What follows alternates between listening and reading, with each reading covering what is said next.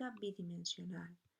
Ya hemos trabajado en la unidimensional, donde trabajábamos con una variable, y ahora vamos a trabajar la estadística bidimensional, donde trabajaremos con dos variables. Fijaros, dos variables que serán x e y.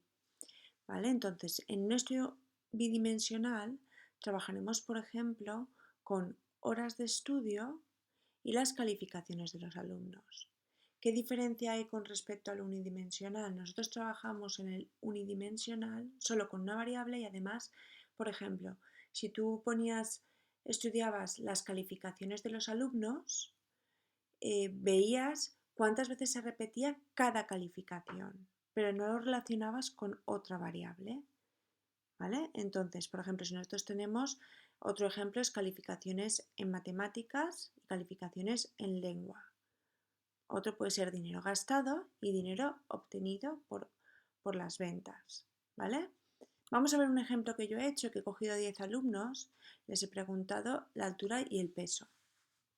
Fijaros, tenemos la altura de 10 alumnos y el peso de otros 10 alumnos. Vale. Es muy importante para el examen IB diferenciar entre la variable independiente y la variable dependiente.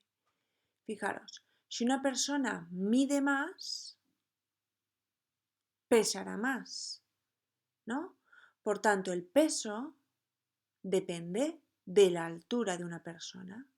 Por tanto, el peso será la variable dependiente y la altura la variable independiente. ¿Por qué es tan importante saber esto? Porque nosotros siempre vamos a poner en la columna de las X la variable independiente y en la columna de las Y la variable dependiente.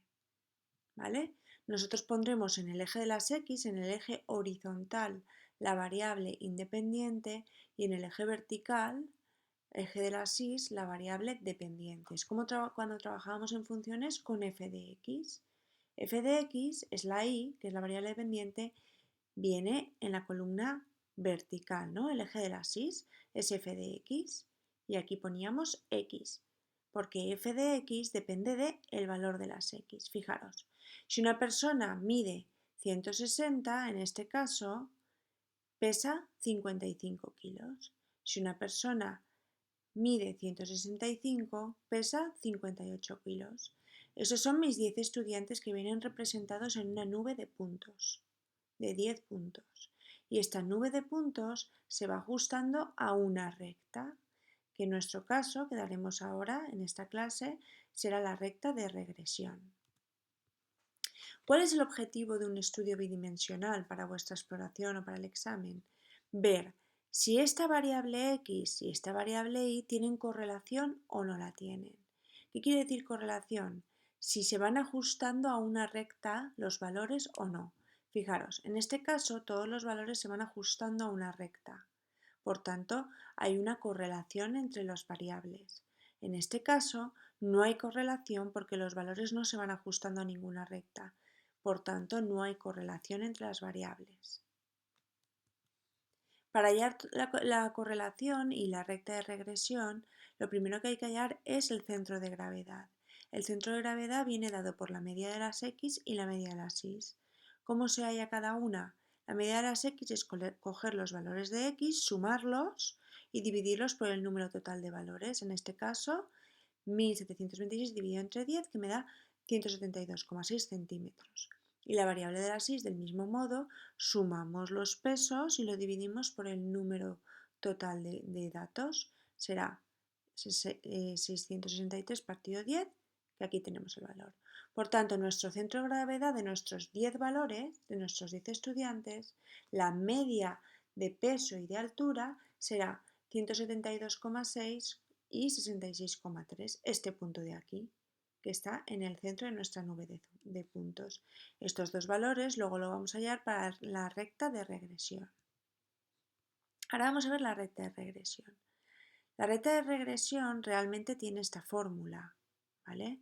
Vamos a hacer una pequeña introducción. Fijaros, la recta de regresión es una recta en la que se ajustan los valores, los puntos, ¿no? Se van ajustando a esa recta. Esta recta nos recuerda una función lineal. Acordaros que la función lineal era igual a mx más n, donde M era la pendiente, N la ordenada en el origen, la X la variable independiente, la Y la variable dependiente. Fijaros, 45 es la ordenada en el origen, ¿no? En este caso, porque es la N. Y 0,6 la pendiente de la recta. ¿Os acordáis? ¿Cómo sería la ecuación de regresión? Siguiendo esta ecuación. Fijaros que yo aquí he puesto la media de las X y la media de las Y, que la he hallado antes. Y esto es la pendiente. ¿Vale? ¿Qué nos recuerda? Nos recuerda mucho a la ecuación de la recta de un punto y la pendiente, donde el punto era x1 y sub 1 y la pendiente m. Y seguíamos este esquema para hallar la ecuación de la recta. Fijaros que es muy parecido, el y sub 1 se parece a la media de las y. El x sub 1 sería la media de las x, que viene dado por el punto que conocemos, que es el centro de gravedad. Aquí será, esto era la ecuación de la recta que pasa por un punto y te da la pendiente. ¿Nosotros qué punto conocemos? El centro de gravedad. Por tanto, esto de aquí, esta expresión de aquí, será la pendiente de nuestra recta de regresión, donde S sub xy es la covarianza y Sx es la desviación típica de los valores de x. O sea que la pendiente es igual a la covarianza partido la desviación típica al cuadrado de las x. Vamos a ver un ejemplo muy fácil para que veáis que no es tan difícil utilizar toda esta simbología, ¿vale? Fijaros, use la fórmula de regresión de mínimos cuadrados, que es esta ecuación, ¿vale? Para hallar la ecuación de recta de regresión que pasa por los puntos 1, 3, 2, 1 y 3, 5, ¿vale? 1, 3, 2, 1, 3, 5. Yo voy dando valores de x y valores de y. El 6 que será el sumatorio de las x, el 9 el sumatorio de las y, el 20 sumatorio de x por y.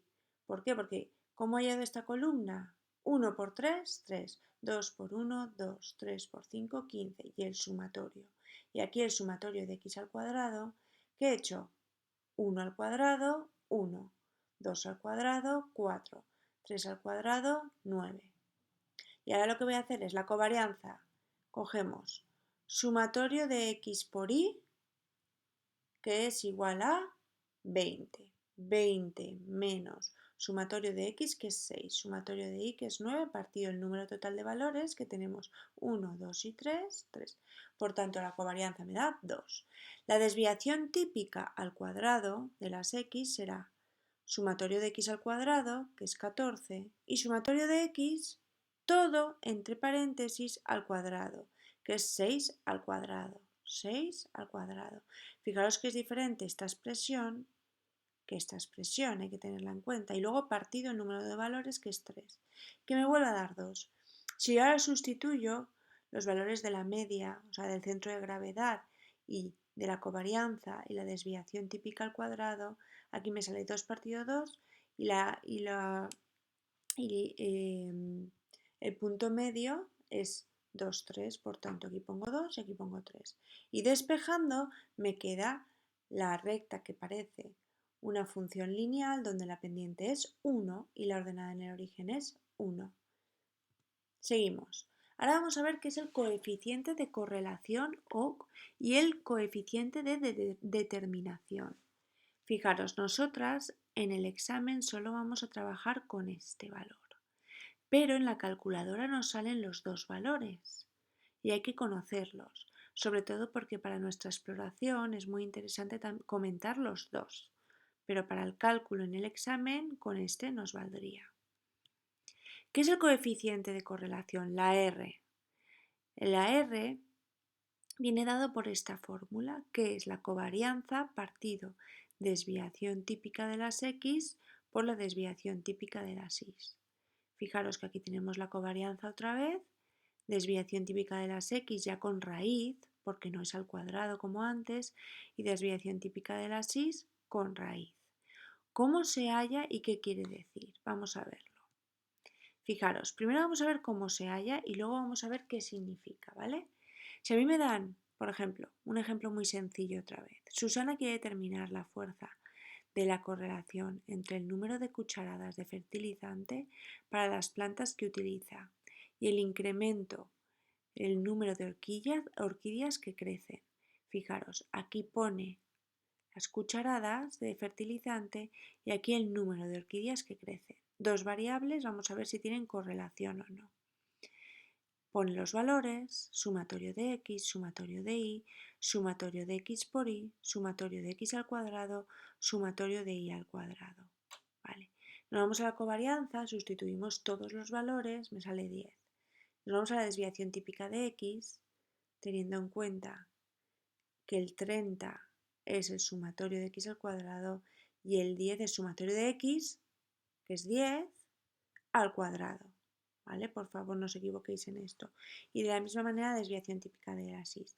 Y fijaros, me sale una correlación que me da 0,877. ¿Qué quiere decir eso? Eso quiere decir que hay una correlación positiva, porque este valor es positivo, y que el número de cucharadas de fertilizante tiene una correlación fuerte al incremento y positivo al incremento del número de orquídeas. Bien, vamos a ver esto en un esquema bien claro. Vamos a ver. Si a mí la R me había dado, el coeficiente de correlación me ha dado 0,877. Más o menos sería este ejemplo. Además es positivo. Positivo quiere decir que la pendiente de la recta es positiva. ¿La veis? Una pendiente negativa sería decreciente y una pendiente positiva es creciente. Todos los valores se van acercando a la recta de regresión. ¿Vale? Entonces, vamos a analizar todos los valores. Fijaros, si a mí me sale una R, un coeficiente de correlación igual a -1, quiere decir que es una correlación negativa perfecta. ¿Por qué? Porque todos los valores se ajustan perfectamente a la recta, pero una recta que tiene una recta totalmente negativa porque es decreciente y además tiene el valor 1, que es lo máximo, o sea, bueno, -1 en este caso, o sea, el coeficiente de correlación va de valores desde -1 a 1, ¿vale? Entonces, -1 es lo mínimo, por tanto, es una correlación negativa perfecta, porque el ajuste de los valores es perfecto con la recta. Si yo tengo un valor de coeficiente de correlación 1, fijaros que los valores se ajustan perfectamente a la recta también, pero es positiva porque es creciente. Aquí tendríamos un coeficiente de correlación positivo fuerte y aquí un coeficiente de correlación negativo fuerte porque va decreciente. Luego está el valor de si el coeficiente de correlación nos sale 0. Eso quiere decir que no hay correlación. ¿Qué quiere decir eso? Vamos a verlo aquí. Fijaros. Este ejemplo sería el ejemplo de que no tiene correlación. En este caso tendríamos una correlación positiva fuerte, porque todos los valores están muy ajustados a una recta. En este caso tendríamos una correlación positiva moderada y en este caso tendríamos una correlación positiva débil. Fijaros que aquí tenemos unos intervalos de 0,75 a 1 fuerte, de 0,5 a 0,75 moderada, de 0,25 a 0,5 débil, de 0 a 0,25 muy débil. Vamos a ver lo más generalizado. Fijaros, aquí los tenemos mucho más generalizados porque me dan los valores negativos y los valores positivos. Los valores negativos sería correlación negativa y los valores positivos correlación positiva. Aquí tenemos una correlación positiva perfecta. Aquí tendríamos una correlación positiva fuerte. Aquí una correlación positiva moderada. Aquí no hay correlación porque los valores no se ajustan a ninguna recta. Correlación negativa moderada, tendiendo a débil. Y esta también tendiendo a débil. Esta correlación negativa fuerte y correlación negativa perfecta, porque todos los valores se ajustan a una recta. Vale. Y por último vamos a ver qué es el coeficiente de determinación. que esto para los exámenes no es importante, pero para la exploración sí, siempre y cuando utilicéis el estudio bidimensional como instrumento para estudiar vuestras variables, lo que queráis estudiar en vuestra evaluación interna, ¿vale? Entonces, el coeficiente de determinación nos indica el nivel de ajuste entre la nube de puntos y nuestra recta de regresión. Es decir, si el coeficiente de determinación es 0, quiere decir que nuestro resultado de recta de regresión no es representativo. Es decir, que las conclusiones que vas a sacar de tu estudio van a ser totalmente pobres y 0 representativas. Si nuestro coeficiente de determinación tiene como resultado 1, quiere decir que tu recta de regresión tiene una representación perfecta con respecto a la nube de puntos. ¿Eso qué quiere decir? Que en vuestro caso los resultados de vuestro estudio son perfectos y es una representación perfecta de vuestros resultados. Sería buena señal en vuestro caso. Y luego, los valores intermedios indican mayor o menor representación de la recta de regresión con respecto a la nube de puntos. ¿Qué valores son interesantes? Los valores superiores a 0,85 o inferiores a menos 0,85. ¿Vale? Todo lo que vaya por encima o por encima de 0,85 o menos 0,85 por debajo son valores representativos que representan la recta de regresión, o sea, el ajuste entre la recta de regresión y vuestra nube de puntos. Vamos a ver algunos ejemplos. Fijaros. Nosotros aquí tenemos una representación perfecta, es decir, se ajusta perfectamente nuestra nube de puntos a la recta de regresión. Aquí tenemos un coeficiente de determinación bastante elevado porque los puntos se ajustan prácticamente perfectos a la recta de regresión. Aquí tenemos un coeficiente de determinación bajo porque no está por encima de 0,85. Entonces, la representación de esta recta de regresión con respecto a los datos es bastante pobre.